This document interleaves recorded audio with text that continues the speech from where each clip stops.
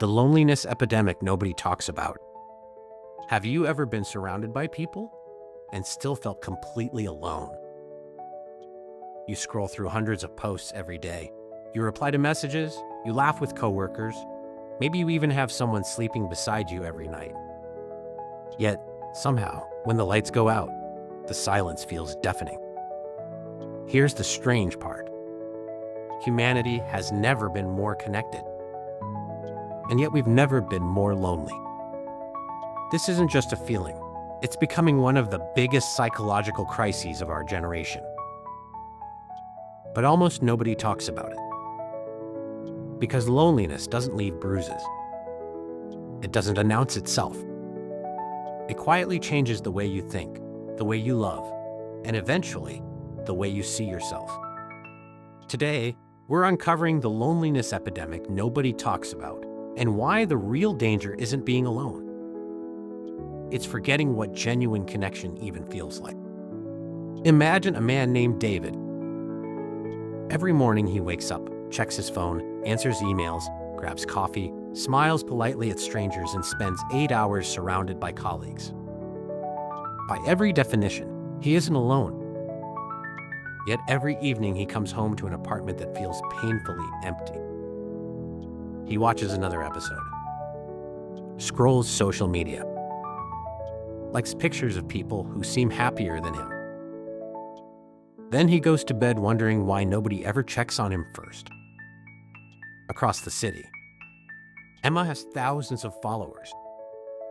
People comment on everything she posts. Her phone never stops vibrating.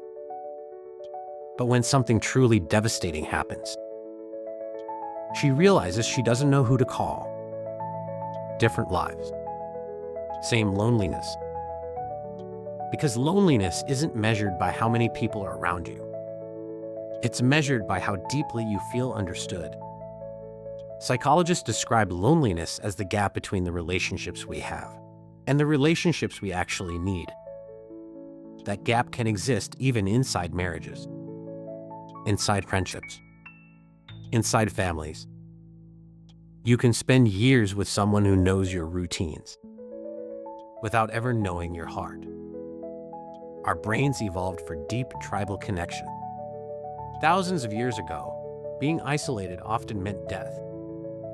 So your brain still treats loneliness as a survival threat.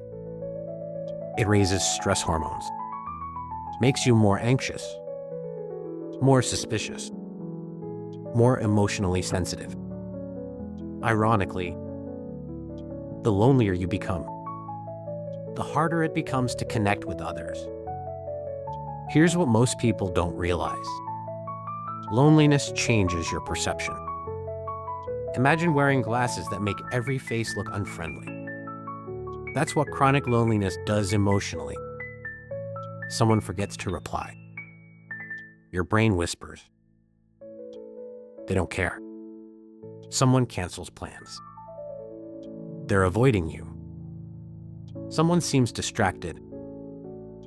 They're tired of you. Eventually, you stop reaching out before anyone can reject you. And the loneliness grows stronger. Not because nobody loves you, but because loneliness convinces you they don't. We're constantly watching highlight reels. Couples traveling together. Friends laughing. Families celebrating birthdays. Engagement announcements. Luxury holidays. Perfect smiles. Your brain compares your ordinary Tuesday evening to someone else's carefully edited best moment. Comparison creates emotional distance. You begin believing everyone else belongs somewhere, except you. Ironically, the more lonely we feel, the more we scroll. And the more we scroll, the lonelier we become. It's a cycle designed to feed itself. Something changed. Years ago, people built communities because they had to. Neighbors knew each other. Families lived closer together. People gathered without needing invitations. Now, Everything requires planning, scheduling, texting, confirming, rescheduling, canceling. Our lives became more efficient, but less connected. We mistake convenience for intimacy. Sending someone a heart emoji isn't the same as holding their hand. Reacting to a story isn't the same as asking, "How are you really doing?" Technology gave us access to everyone. But sometimes, access isn't connection. Here's a truth many people carry silently. They're terrified that if people knew who they really were, they'd leave. So instead, they perform.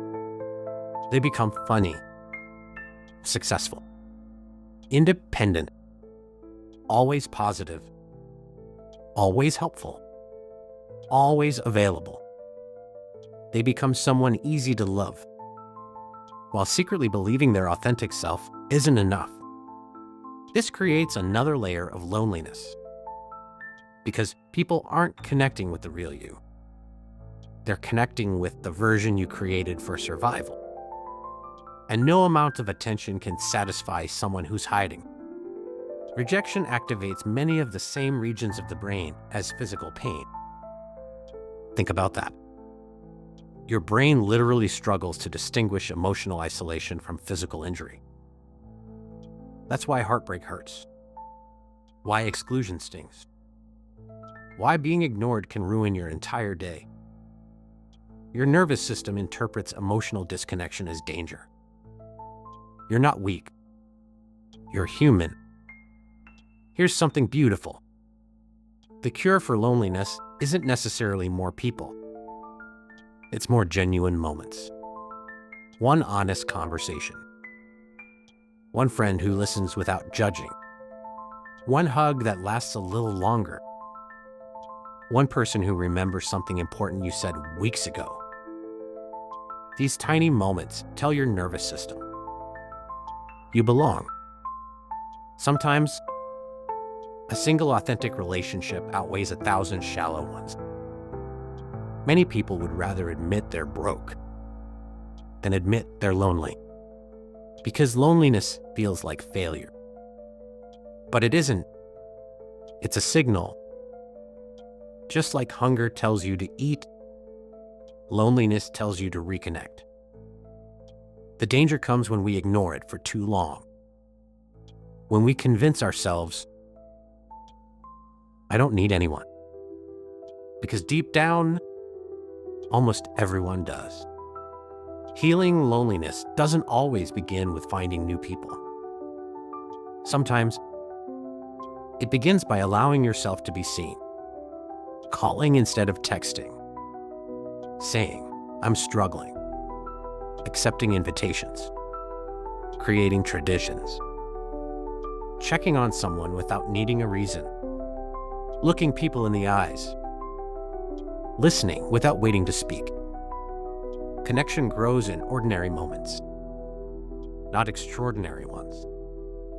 The strongest relationships aren't built through grand gestures. They're built through consistent presence. Maybe the greatest tragedy of modern life isn't that we're lonely. It's that millions of people believe they're the only ones who feel this way, while sitting in separate rooms, feeling the exact same emptiness. Perhaps someone you've walked past today, someone who smiled politely, someone who said they were fine, was quietly hoping someone would ask one more question.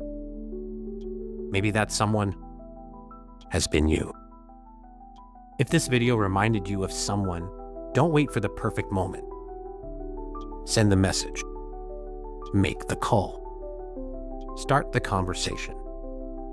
Because sometimes, the smallest act of connection becomes the reason someone keeps believing they matter. And maybe it becomes the reason you remember that you matter too. So here's a question worth thinking about tonight. Are you truly alone, or have you simply forgotten how to let yourself be seen?